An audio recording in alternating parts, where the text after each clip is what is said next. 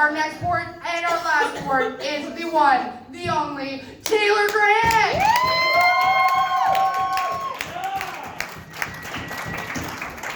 Wow, this is the first time I've ever come after Big Daddy. So I'm trying to better myself. I'm trying to do the whole, be a good person thing. So I'm on a waiting list to get a therapist so I can unfuck myself. And I don't know what to expect, right? Like, part of me is like, I feel like there's gonna be white walls and I'm gonna go in and be one guy. And then another part of me is really hoping that it's like some little Chinese lady brings me into a brothel and I get to pick, right?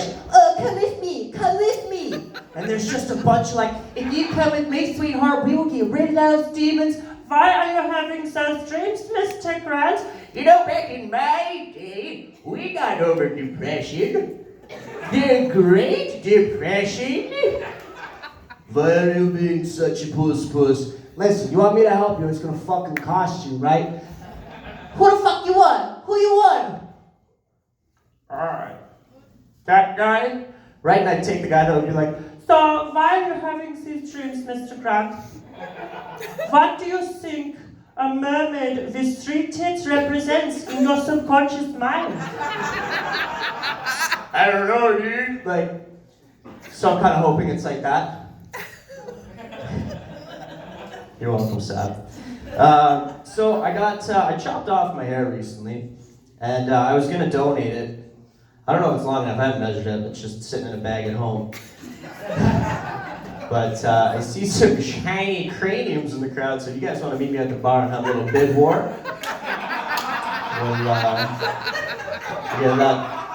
we'll get that dealt with. But no, so I was sitting in the barbershop, and the lady she puts fucking 2 pigtails in, right?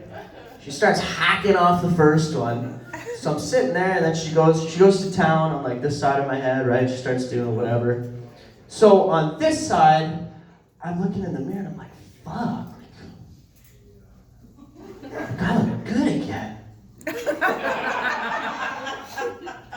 And then I realized that everybody who was standing on this side, they're like, man, you're like, you actually have those hair. I'm like, thank you. And I turned to the side and realized that I still had 1 pigtail. Am I pretty now? The answer is no. But I cut my hair for a few reasons. One of them being, I don't know if you've ever had a really long hair stuck in your ass crack. And when you pull it, it feels like it's just gonna keep, you're like,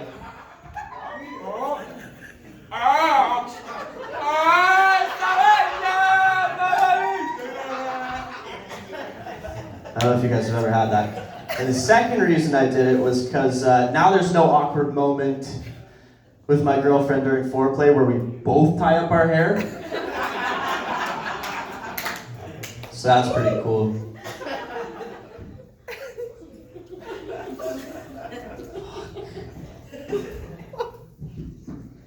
But speaking of things in my asshole, I used to work at a local coffee shop. For legal sake, we'll call it Tom Norton's, okay? And they used to give me this beautiful little shift from 6 o'clock to 10 o'clock in the morning. Lovely. So no matter what time of the year it is, 5:30 is a little cold, right? So what I would do is I would get my uniform and I would throw it in the dryer. And I would go have my shower. So when I come out, the uniform's all unwrinkled, nice and snug, right? And one day I wake up. You ever had the days where you wake up and you're just like, I'm walking on sunshine, right? It's kind of one of those days. So I put my uniform in the dryer and I'm like, you know what, fuck it. We'll go the whole kit and caboodle today. Fresh socks, fresh boxers. I start the dryer, I go have my shower. 6 o'clock, I go to work. 7 o'clock rolls around and I'm like, I got this wedge. So I'm thinking, all right, I'm reaching up for the old ladies. Shirt brings the boxers with it, science. 8 o'clock rolls around. I still have a wedge. So I'm like, oh my God. So I go in the bathroom, I unbuckle, I retuck, I resituate, back out in the working world. 9 o'clock rolls around, still have a wedge. So by this point, I'm just trying not to pick my ass and hand people food, right? I'm like,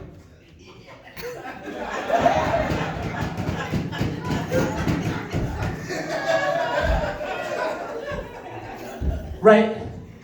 So I said, fuck it, man, fuck it. I'm just gonna, whatever, I'm gonna go. I'm gonna go with it. 10 o'clock rolls around. I go home. Close my bedroom door. Still have a wedgie. I take off my shirt. I still have a wedgie. I drop trowel. Still have a wedgie. I drop boxers. Still have a wedgie. I turn around and for 4.5 hours had a dryer sheet wedged between my ass cheeks. But a fucking bouncing my step that day. Nothing to gain.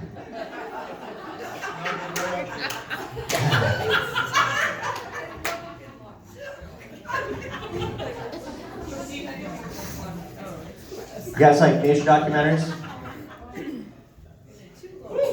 Anybody smoke weed and watch nature documentaries? Thank you, that's a better fucking answer, people! So, I was sitting at home one day and flicking through the TV, and on the TV, I see a group of monkeys, right? There's this group of monkeys, and they're doing their fucking monkey thing, right? And they climb into a tree.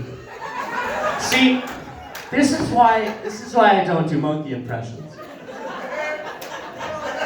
Because monkeys can climb well, and I'm just fucking free fall. So anyways.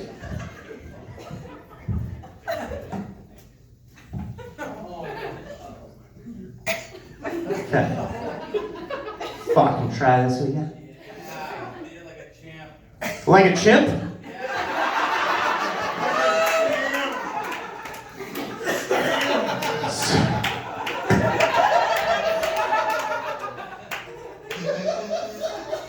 Sorry, back to monkeying around. So there's a group of monkeys in a tree, people. You're still on board? Alright, good. I open the... Mark, you got insurance here? Because I almost ate shit. And there's one lonely little monkey over here. And between the group of monkeys and the lonely monkey, there's like a banana, right?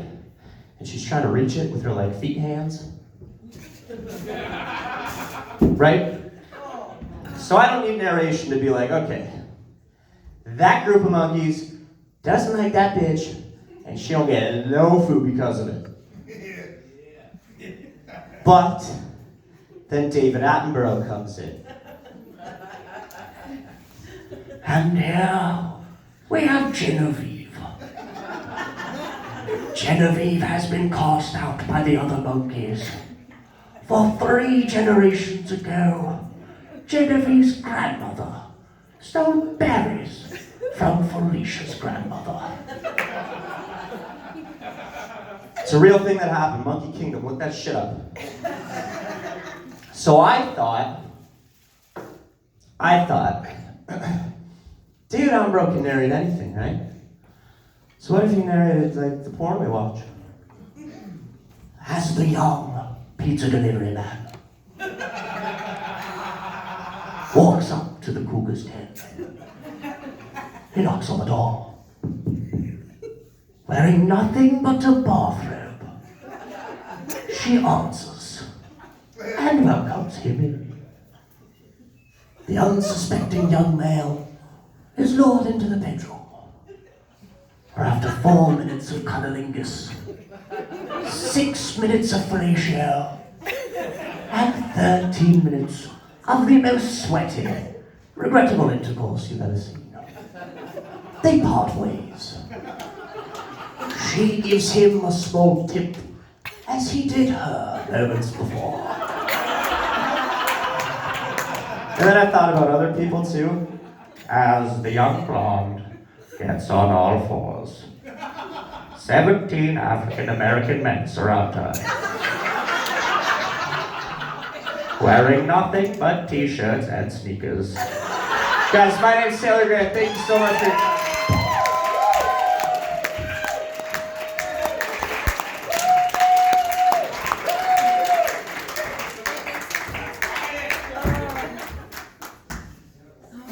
Little cleanup crew, it's fine, it's good.